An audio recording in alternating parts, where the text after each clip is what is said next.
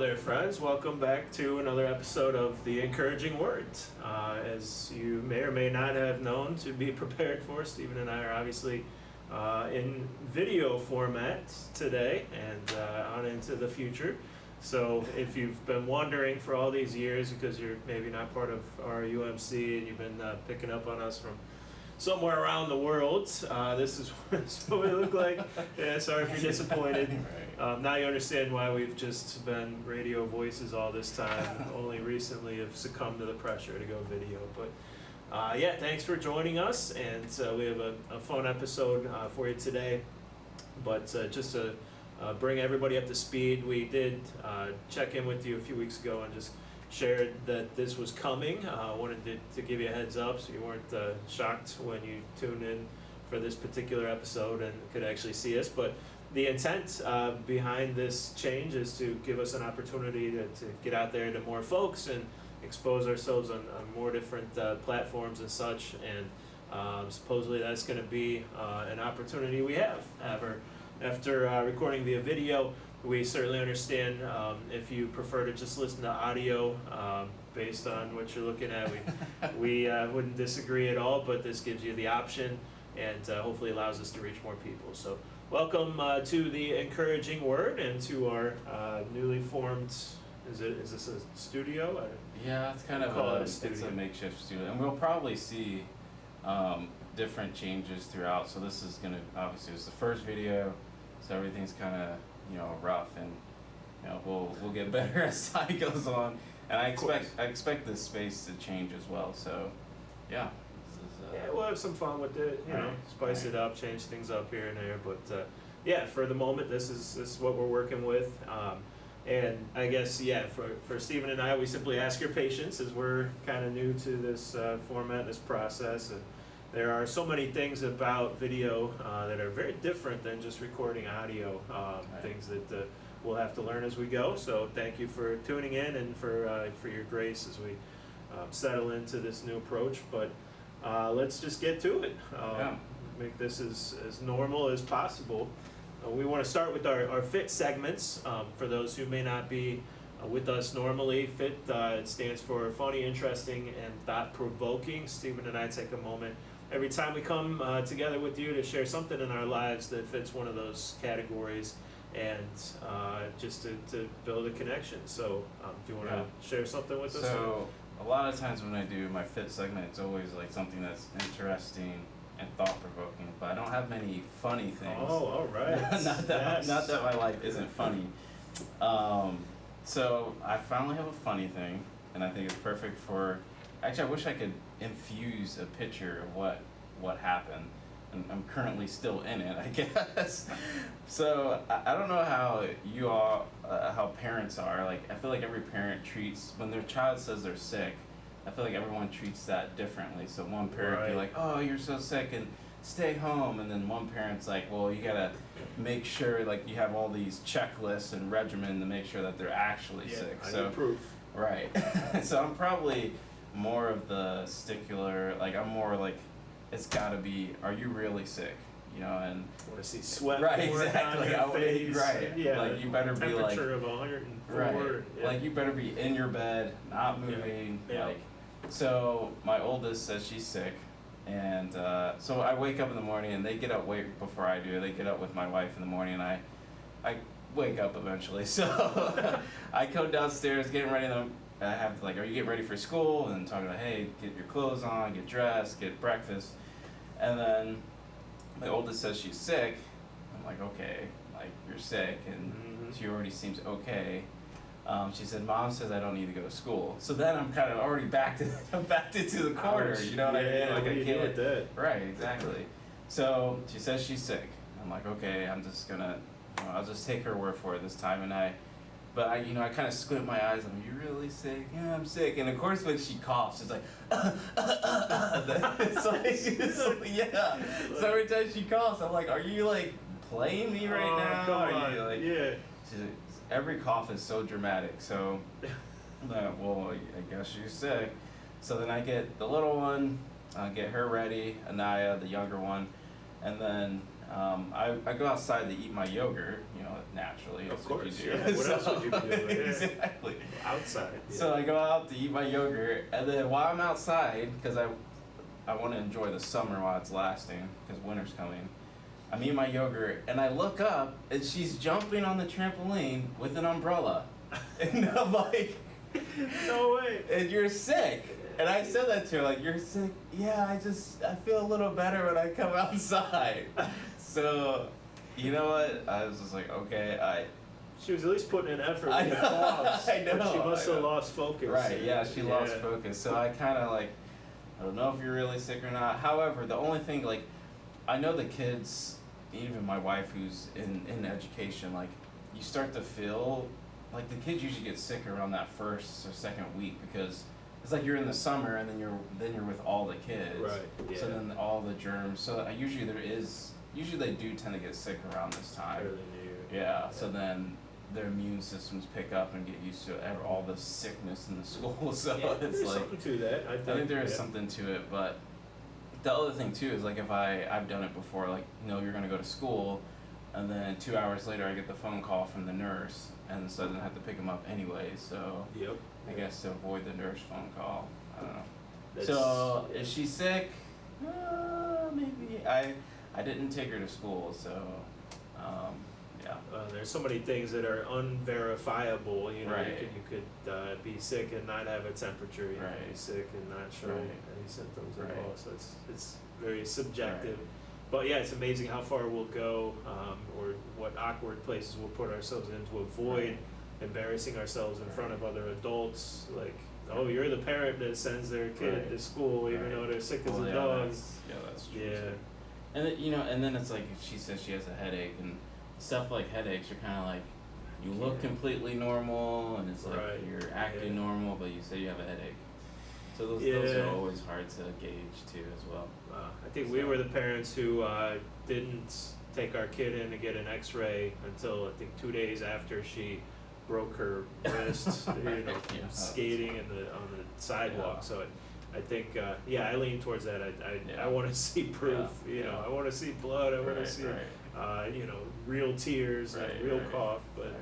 Yeah, my mom was the same way. My brother had broke his arm, yeah. and my mom just wrapped it up. And I think it might have been longer than 2 days. It might have been 3 or 4 days. And he's like, it still hurts. Something with the doctor probably broke his arm. It's not normal. So yeah, right. Yeah, so I understand that. Well, you'll have to let us know how it plays out. Right. Yeah. I Right. mean, probably you won't know any more, Right, you know, I know. tomorrow than you did today. Right. All right. That is humorous, and thanks Yeah. to your oldest for providing a little lighthearted Yeah. humor for us. Trampoline and umbrella. An when umbrella, you're sick. yeah, That's on my a first cure. 80-degree Yeah, day. 80-degree day. Trampoline umbrella. Clear skies. If you're feeling sick. So. That's the remedy. So my fit takes us into the world of parenting as well, but slightly less humorous, more depressing. But hopefully it can be a good reminder for you that your love for your kids is Right. ongoing, and there will be times when you wish you had a sick kid at home. But I say it because my second oldest is off to college now. We dropped them off, as you know, a couple weeks ago. And I've been having a lot of conversations with folks in the last few months, really, especially others who had high school seniors this past year. And we've all been commiserating together about how incredibly difficult this is. So, and it's put me in a very vulnerable spot because usually I'm pretty flat emotionally. I don't want to let all that stuff out, but nothing really prepares you for, releasing your kid off into the real world after having spent 18 years, pouring your blood, sweat, and tears into raising them and nurturing them into who, you feel like they should be, and then all these memories, and then all of a sudden you're just supposed to let go and let them fly the coop, and the whole time all you can do is have these flashbacks of all these, memories over the years, and it's all coming to an end. And so I've been in you might say a dark place for a few weeks, but at the same time I keep reminding myself it's a beautiful, healthy thing. Your kids are supposed to move off and become their own person, and take on the world and hopefully do amazing things. So, Right. but it takes an adjustment. So, if anybody out there's been through it or maybe going through something similar now, yeah, it's you gotta talk it out with somebody and just know that it's a tough stretch. So if you're not there yet, one day, yeah, you're not too far. Well, you're quite a ways. I don't want to Yeah, 10 years. rush or so, anything. yeah, I don't want to rush yeah, anything. But yeah, be prepared because it's a doozy. It's a rough one. Yeah. Right. So that's that's our fit for today. And thanks for connecting with us on a more personal and humorous level. So for the rest of our time, Steven and I wanted to, especially as we're just kind of getting accustomed to the new format and getting ready for more of a lengthier series after this, but we wanted to talk about kind of a shared experience that we all had just a few weeks ago. Has it been, what, 3 weeks now? Yeah, maybe 2.5. 2.5 weeks. Yeah. The storms that blew through our area, and when I say our area, it really covered a pretty wide territory, even since then. Right. It was like all Northeast Ohio. 'Cause Yeah. it's kinda, I talked to my friends in Akron, and they didn't know anything about it. I mean, there was like some wind and stuff a little bit. Yeah, But they're like, what? What happened? It's so weird because it's like in our area was like the talk of the town for weeks, and we all lost Intense. power. Then you talk to people down in Akron, and they're just like, what? Like, wow, I can't believe Right, that yeah. all happened. Which is crazy because my parents live in the Akron area, and they said the same thing. They had like nothing, but I have a buddy that also lives in Akron, and he had a tree come down in his driveway. So Oh, it's wow. like really Yeah. spotty, I guess. Interesting. But I think in our right up here around the Cleveland area, it was Yeah. consistently, bad pretty much everywhere.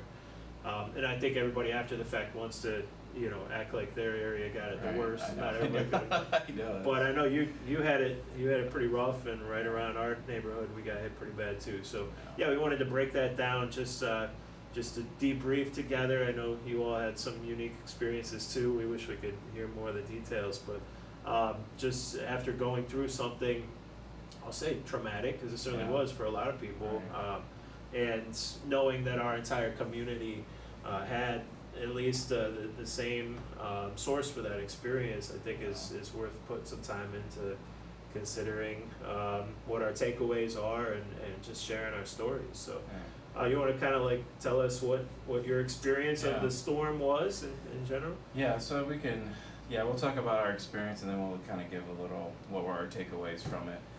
And so my storm experience was, so I grew up in Kansas City, so it's like kind of like I know what it is to have tornado threats, even though we didn't really have one as close as we did here in Cleveland, which is interesting. Right. And actually, from the videos I watched with global warming and climate change and whatever, I think Tornado Alley is kind of shifting more east. So, anyways, so that was, of course, like for tornadoes, it always starts off like it was super sunny, right? It was like I think it was high 80s or something like Yeah, that. and then Yeah. it came out of nowhere. Right. It was, It just so it came out of nowhere. I had told the girls, I'm like, let's get your shoes on. We're gonna go outside to the park, and we were about to go to the park, and I was messing around with some things and kind of dragging my feet a little bit. But we're heading out to the park, and then because it was beautiful, sunny, and then out of nowhere it goes completely dark or gray, and it starts raining. And I'm like, well, I guess obviously we can't go. And then the wind just picks up, and the first thing you see is like the siding of the garage just gets ripped off, and you're like, all right. You actually saw that happen? Yeah. Oh, man. So then we had to we ran downstairs, and we live on a split level, so our basement isn't like completely underground. But we went to the basement anyways, and sat there, and my youngest was she didn't really understand what was going on. So Right, yeah. I mean, she knew it was a storm and stuff, and then my oldest was really freaking out. She was really scared, and of course she's really scared for the dog. That's what, so she's like Yeah, grabbing the dog. She's like, don't die, Ollie. Oh, and I'm like, It's like safe in the house. Right. The danger's out there. yeah, It's okay. exactly. Dog's I'm like, the alright. dog's gonna be okay. And Yeah. what's even more funny is that our sitter, we have this younger girl who watches the kids, and she I think texted my wife and asked if the dog was okay too. So I don't know if it's like during storms you need to be concerned about your pets, Right. you know. So I worry like the dogs are gonna freak out. Is I that know, it's more of he- a the he had emotional. no idea. He had But, no yeah. idea. Yeah. So the dog was fine. But yeah, so what's interesting too about the storm is like the peak wind is not very long. So like you see the Yeah. peak wind and the trees are all bending, it's raining, so you really can't see too far out anyways. And then the peak of it's probably is less than a minute, I would say.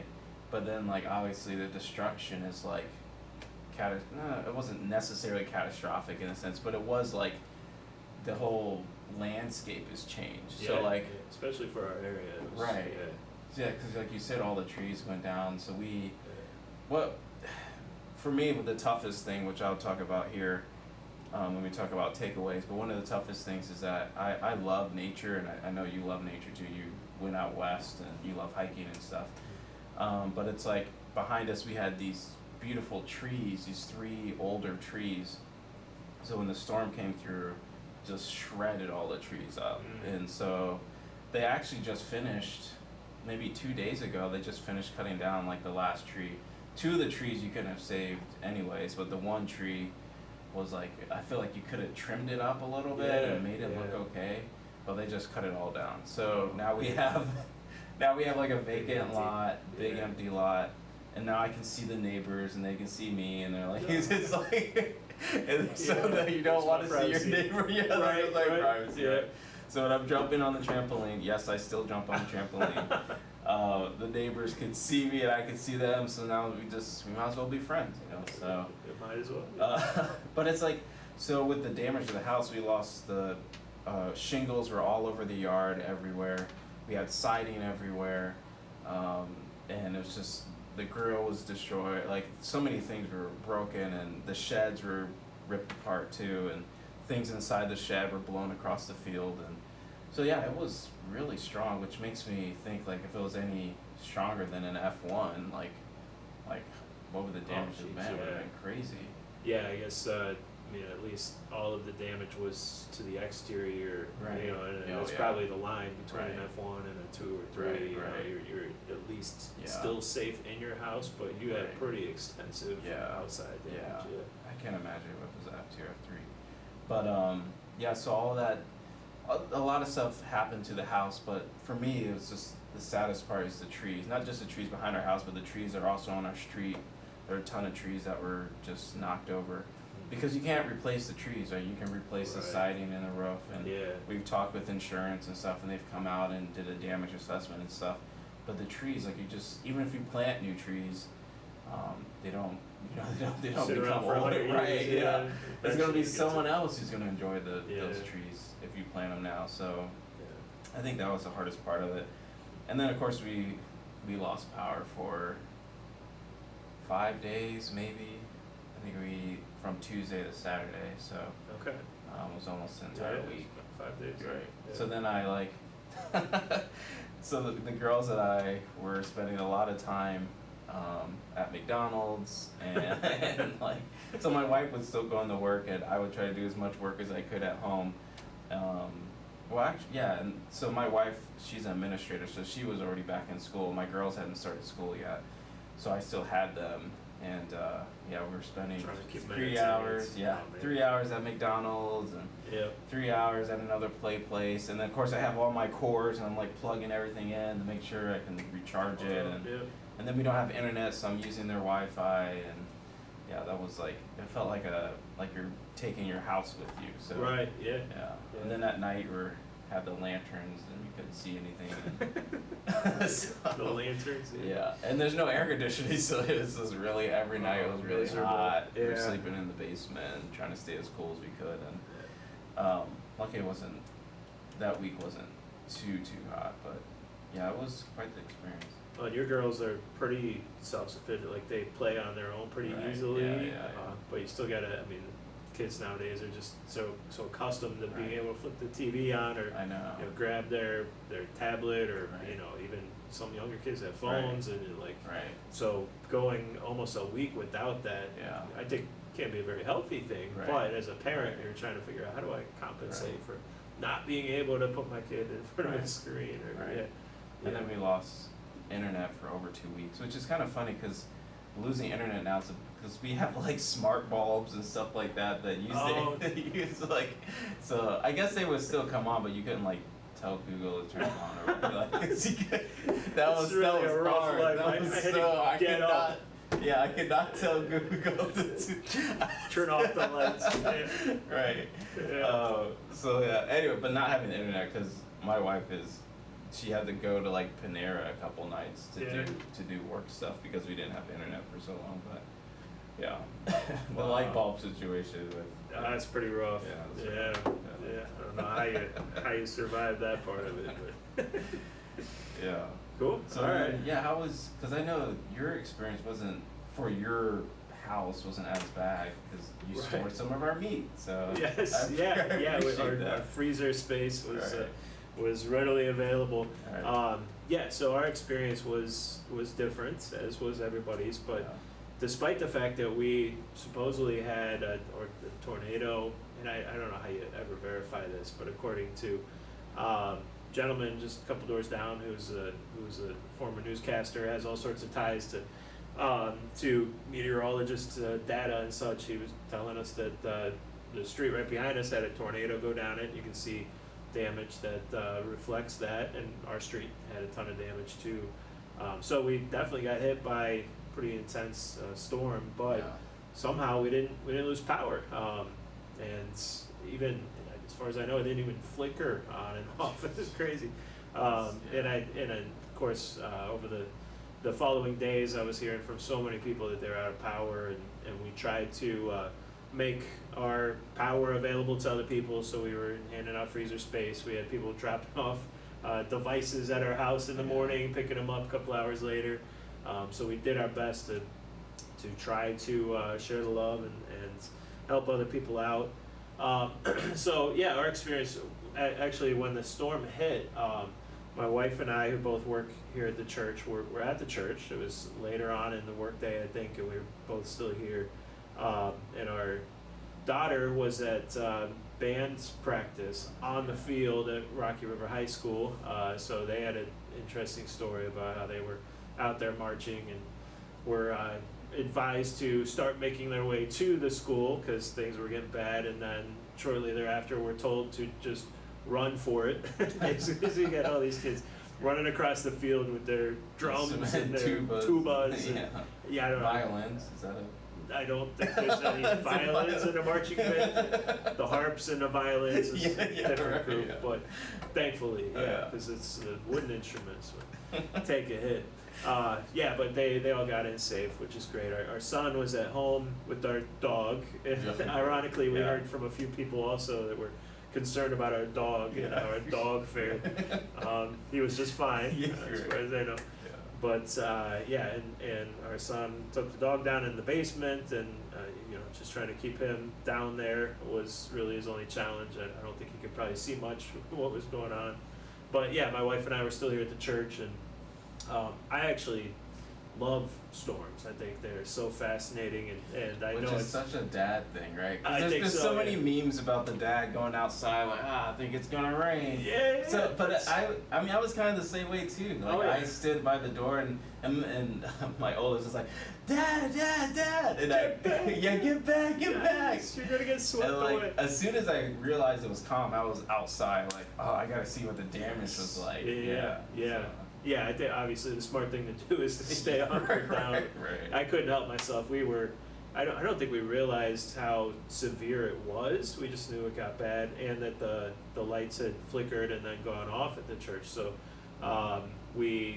there were probably a handful of us on staff that were getting ready to wrap up our day, getting ready to leave, but those of us who hadn't left yet were just hanging out down in the gathering area, and I kept sticking my head out the door because I wanted to see what was going on. And the wind and the rain was so bad, really all you could tell was that it was really windy and really rainy. You couldn't see anything far enough out.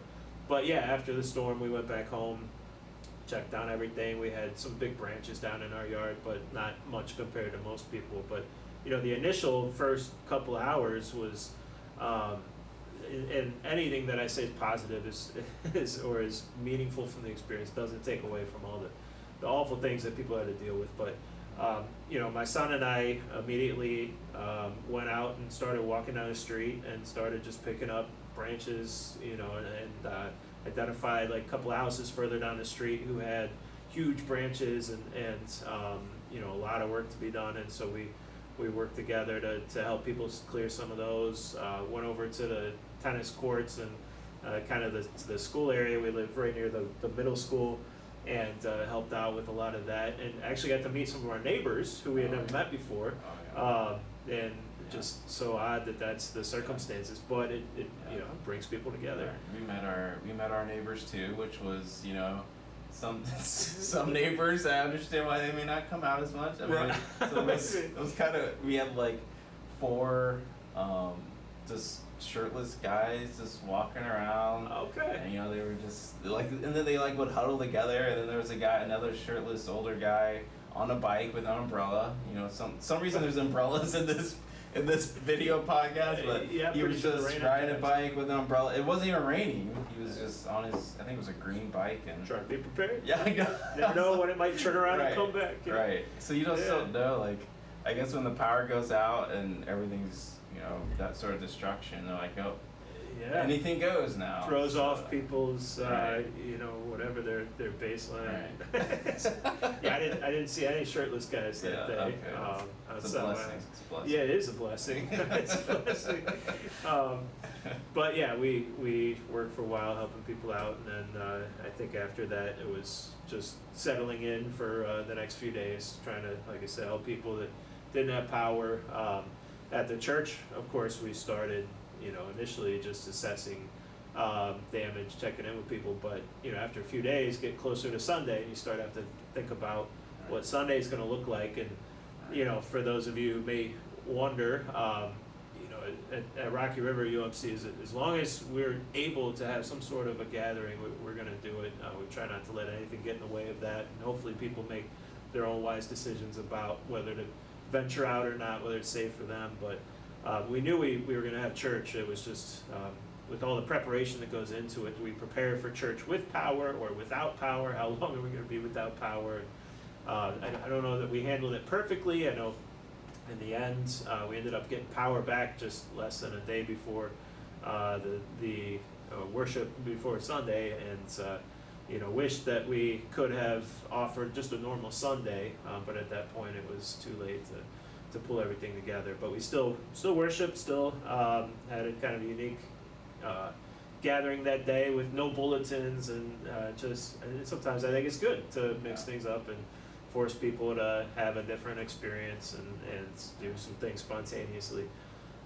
But yeah, our experience was pretty tame, pretty laid back compared to most, since we have power. I guess the last thing I'll mention, just a really cool experience. There was a house down at the end of our street and up on Worcester Road, if you're familiar with the area, that got hit really, really bad. It's just one of those houses that has surrounded by big old trees, and we're friends with the people who live there, and found out they had been hit really hard. And so we plan to go over the next day and just help them start to clean things up and clear out all the branches and such.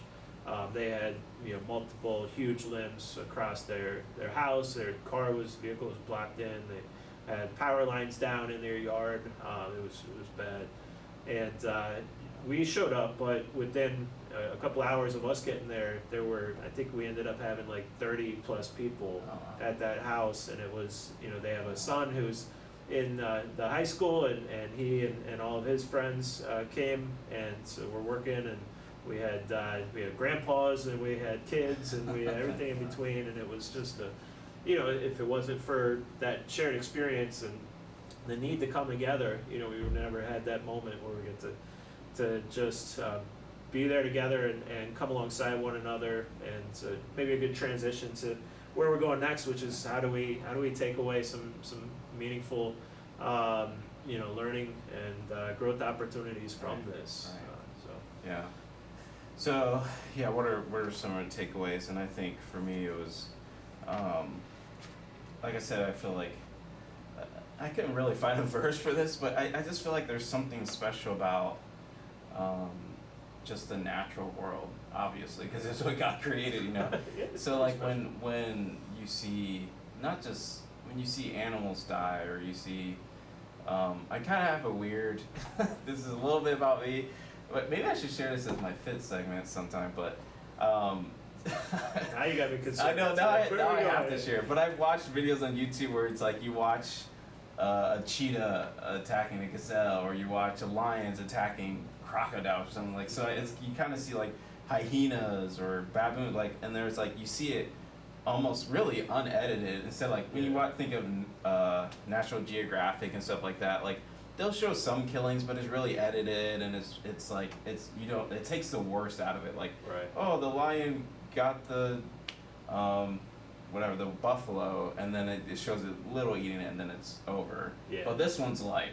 very raw, so Yeah. it's like.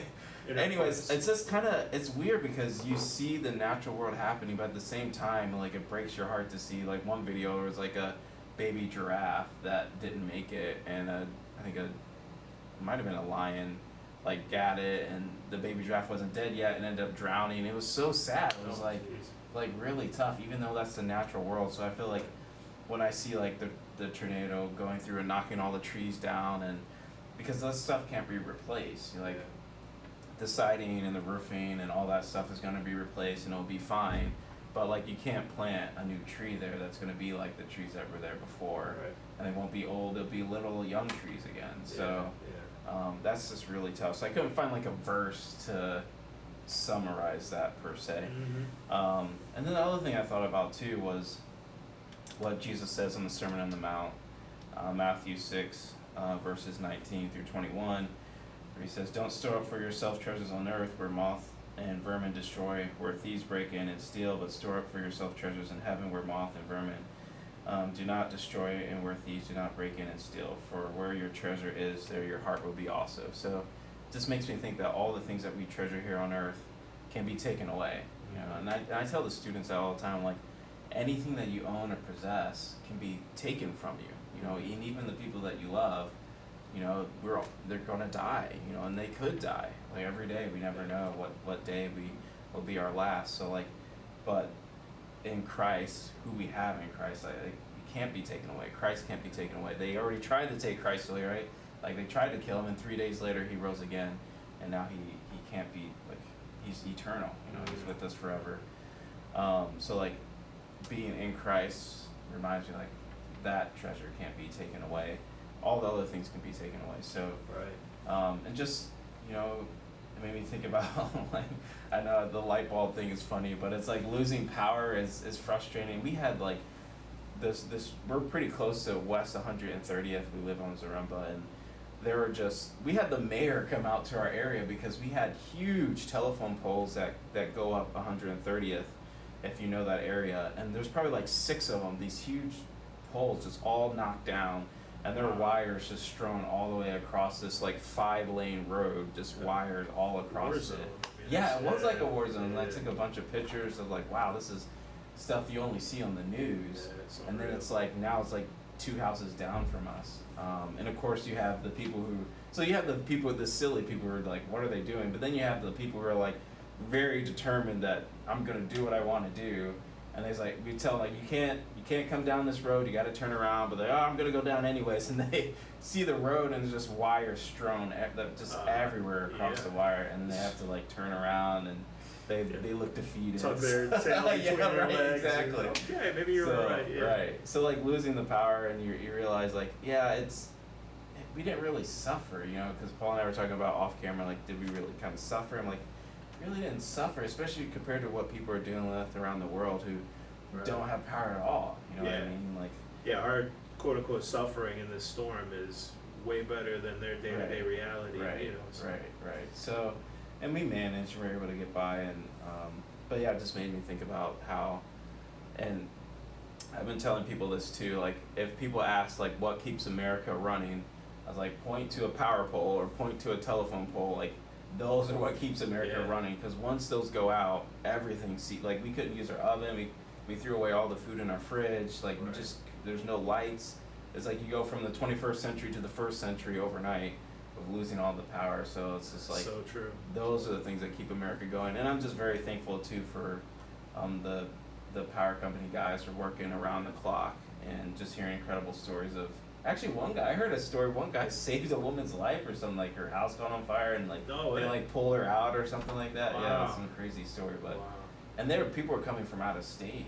Yeah, to help yeah. out. Yeah, we had So, crews here at yeah. the church that were parked, Right. waiting to be sent out, and they were from Alabama. They Yeah. told us. I mean, Yeah. it's an interesting life. You know, Right. you get a call anytime, and you're Right. getting, Yeah. driving cross country to Right. help in an emergency. But Yeah. that's how. I mean, like to your point, because everything shuts down without power. Like Right.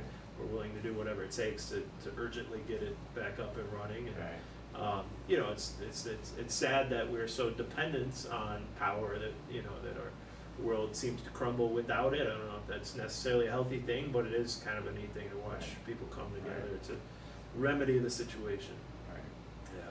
So what are your takeaways from? Yeah, no, those are really good, and I'll share one or two. I love though your comments on the trees, and other people may not understand or appreciate that to the extent that you do, but I've often said, we may even have had this conversation, how like some neighborhoods you drive through with houses that are 60, 80, 100 years old, and they have these big trees. And it's just such, to me, a much more Yeah. beautiful Oh, yeah. atmosphere, Oh, yeah. environment to live in and raise your Right. kids in, as opposed to some of the brand new developments that you're lucky to have a tree that's as tall as a house anywhere in the entire Right. development. Right. And I know a lot of people don't like big trees in their yards because they got to deal with the leaves and the roots, and Right. but to me, I love those big old trees, and Yeah. it's heartbreaking when you see them go. So yeah, I jumped to, we were talking earlier about James and James 1. He says in verses 2 to 4, "Consider it pure joy, my brothers, whenever you face trials of many kinds, because you know that the testing of your faith develops perseverance. Perseverance must finish its work so that you may be mature and complete, not lacking anything." So, this was the first passage that came to mind for me as I was processing all of this, and it's one of those passages is like so far out there. The concept itself is, a lot of people who don't know Christ would read that and be like, "What are you crazy? What are you talking about? Pure joy in the midst of trial." But I think for me, and I go back to COVID. I go back to other just pretty traumatic events that we've all endured together. On one hand, there's no questioning, and you don't want to come across as insensitive. There's no questioning the pain and the suffering that some people experience in the midst of these moments, like we face with the tornadoes. And I'm not going to go up, probably have this conversation with the two houses on the street next to me who still have tarps over the holes in their roofs and are waiting to determine whether their house is even salvageable or not. It's certainly not a conversation you have with people who are in the thick of it, or at least if they're not open to it. But I really do think that there is something to this, and James isn't the only one that speaks to it. All throughout Scripture, it's a common theme. In Philippians, the Apostle Paul talks about how he has learned to be content no matter what the circumstance. And you could replace content with joyful even. I think Paul understood that no matter what he was facing, and he faced some crazy stuff, especially when he started trying to plant churches, shipwrecks and being persecuted and attacked and mistreated, thrown out of town, imprisoned. But he was able to find at least contentment, and I would say, he would also acknowledge joy throughout, because it's in those moments that you see God's grace and God's just his beautiful purpose and plan for us at work. And I think of things like the fact that I got to meet some of my neighbors for the first time. I think of the experience out, cleaning up trees in somebody's yard with a crew of 30 people, and relationships. Relationships are forged and strengthened in these moments. People that for the most part, I struggle to find ways to be able to help them because they seem to have everything they need. All of a sudden, when I'm the one that has power and they don't, I'm like, oh, sweet, and like I can help them out finally. I can do something that feels like it means something. So we can give them more outlets, give them freezer space. So it's funny you mentioned that because my neighbor Mike, who lives right next to us, and we out of the neighbors, like I'm as close as you can be with a neighbor with him, and he has 3 boys, and I think he has a daughter as well, and but we there's a tree fell on like the power line that comes to our house, so like it goes from his house to our house eventually. Okay. So it's a tree that fell on that power line. So he had the chainsaw. And so he was cutting down the trees and I'm pulling away, and then like the one tree that fell on the power line, we took care of ourselves. He cut it, and then I like pulled it off the wire. Oh man. man. It was crazy because we hadn't had, so the I should say this, the power line wasn't live, obviously. We would have never did that if it was like a live power line. Right.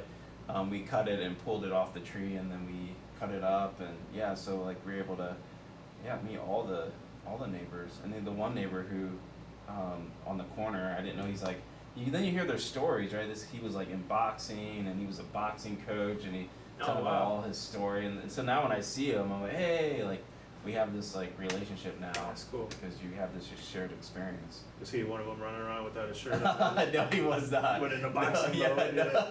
No, he had his shirt on. Yeah. Okay. Yeah. But I felt bad for him because he had a pole that went down, and he had wires like across his cars. Yeah. So like some people just couldn't get out of their houses if they wanted to. Could have been stuck there for a long time. Right. Yeah. Wow. But the neighbor thing is very true. Absolutely. Yeah, and I think there's something, and I know I probably come across it as this way sometimes, like a guy against modern technology or conveniences. But I do feel like there's something to actually needing each other, like needing to work together on something. Like, you can live next to the same neighbor for 50 years, and because we're also self-sufficient, we never actually have to rely on each other for anything. It wasn't the case a couple hundred years ago when people were planting fields and helping each other out with raising barns and harvesting crops and even just simple stuff like this dude's a carpenter and I'm a mason and we're gonna swap services. But nowadays it's so easy to be totally ignorant as to who our neighbors are, have no relationship whatsoever, and I think as a Christian, our greatest opportunities for witnessing are in those relationships that we forge with the people that we see on a daily basis. Those are the ones that I think we have the best opportunity to share our faith with. And if we have no meaningful relationships, because we don't need to have relationships with them, then interesting. So I think those are my biggest takeaways. The only other passage or simple verse that jumped out at me is Matthew 24:35, and I might actually be stealing this from you. You weren't going to share this, were you? No, you can share it. This is right. This is why we can't do this camera thing. I know, yes, right? I saw it. Heaven and earth will pass away, but my words will never pass away. And this is right at the end of Jesus's ministry. But like you were saying before, talking about our physical, our possessions, and like everything else is temporary. I forgot to mention, but as you were describing, during your takeaways, how moth and rust destroy, we can't take it with us. I heard from somebody a while back. The phrase, you never see a U-Haul following a hearse. You literally can't take it with you. And the most valuable possessions that we acquire during our time in this world, on this earth, are those that carry over into eternity. And that's what Jesus is talking about in the Sermon on the Mount there. And re-emphasizes here, heaven and earth will pass away. My words will never pass away, so it's his words and the life he calls us to that we ought to cling to. And I think we all know that, up here, but living this experience where those conveniences and comforts are deprived or deprived of them, even for a short time, I think it reminds us of that. All right, so that's great.